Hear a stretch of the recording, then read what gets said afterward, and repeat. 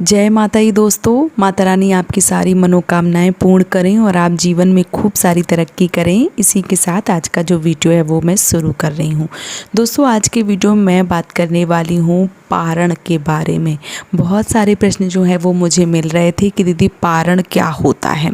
और पारण जो है वो करना क्यों अनिवार्य होता है, साथ ही साथ किस व्रत का पारण जो है वो नहीं किया जाता है,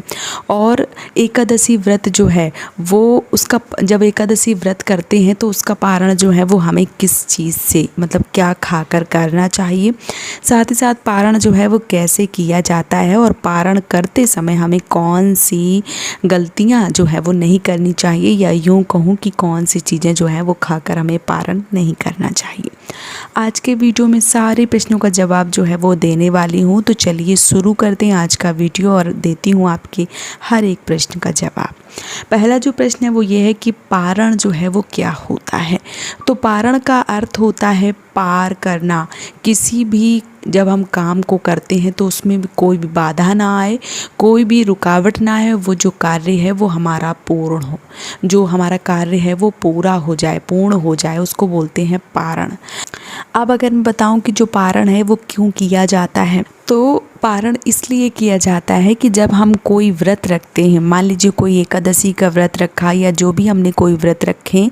अगर हम उस व्रत को करते हैं और नियम पूर्वक अगले दिन स्नान आदि से निवृत्त होने के बाद अगर हम व्रत का पारण जो है वो नहीं करते हैं तो वो जो व्रत होता है वो हमारा पूर्ण नहीं माना जाता है, वो व्रत अधूरा माना जाता है। इसलिए हमें अगले दिन जिस दिन हमने व्रत रखा है, मान लीजिए एकादशी का व्रत रखा है, तो द्वादशी वाले दिन हमें पारण जो है वो अवश्य रूप से करना चाहिए, तभी हमारा व्रत जो है वो पूर्ण माना जाता है। अब किस व्रत का पारण जो है वो नहीं किया जाता है, तो जो जन्माष्टमी है वो एकमात्र ऐसा व्रत है जिसका पारण नहीं किया जाता है, क्योंकि जन्माष्टमी का जब हम व्रत रखते हैं तो रात में ही जब हमारे लड्डू गोपाल का जन्मोत्सव हो जाता है उसके बाद हम प्रसाद वगैरह ग्रहण कर लेते हैं, इसलिए व्रत का पारण नहीं किया जाता है। अगर मैं बात करूं कि एकादशी व्रत का पारण जो है वो किस चीज़ से करना चाहिए, तो बहुत लोगों का ऐसा मानना है कि एकादशी व्रत का पारण जो है वो हमें आंवला खाकर करना चाहिए, कुछ लोग चने खाकर, कुछ लोग शरबत पीकर जो व्रत है वो उसका पारण करते हैं। तो अपने अपने घर की परंपरा के अनुसार आपके बड़े बुजुर्ग जो भी करते चले आ रहे हैं उस प्रकार से आपको वो चीज़ें खाकर पारण करना चाहिए।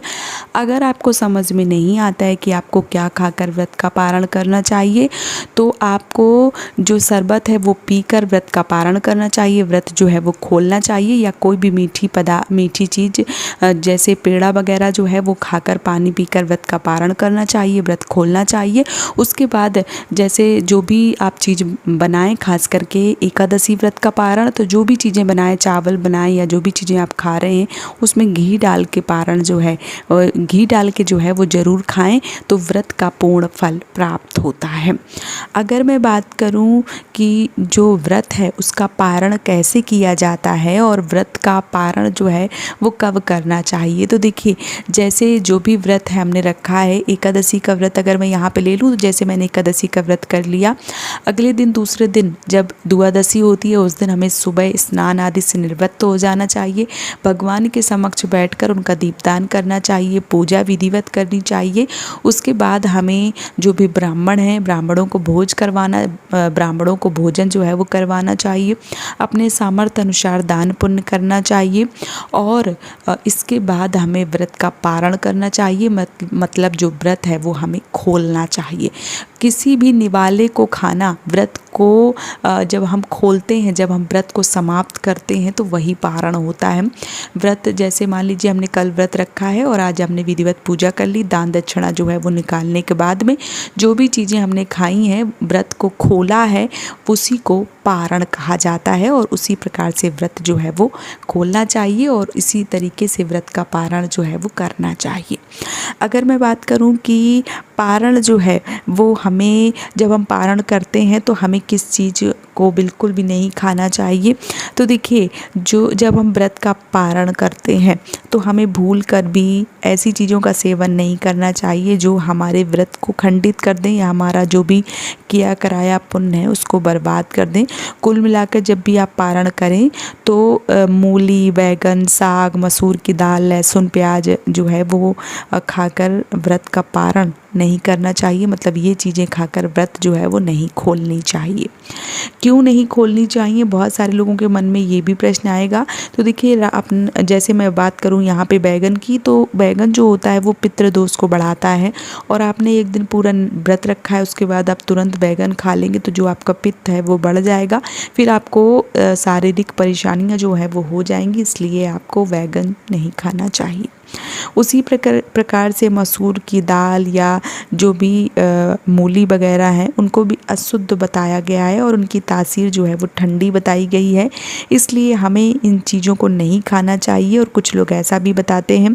कि जैसे लहसुन प्याज हो गया या जो भी चीज़ें मैंने बताई हैं वो हिंसा और अशांति की भावनाओं को प्रकट करती हैं और उत्तेजना बढ़ाती हैं, क्रोध लाती हैं, इसलिए हमें कभी भी इन चीज़ों का प्रयोग जो है वो व्रत के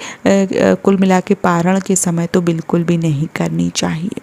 तो इस प्रकार से आप व्रत का पारण कर सकते हैं। तो उम्मीद करती हूँ कि आपको बहुत ही अच्छे से सारी चीज़ें समझ में आ गई होंगी। अगर आपके मन में कोई भी प्रश्न है, कोई भी डाउट्स हैं तो आप मुझे कमेंट सेक्शन में ज़रूर बताइए और वीडियो अगर पसंद आए तो चैनल को सब्सक्राइब और वीडियो को लाइक जो है वो ज़रूर कीजिए। आज का वीडियो यहीं पर समाप्त कर रही हूँ दोस्तों। जय माता दी।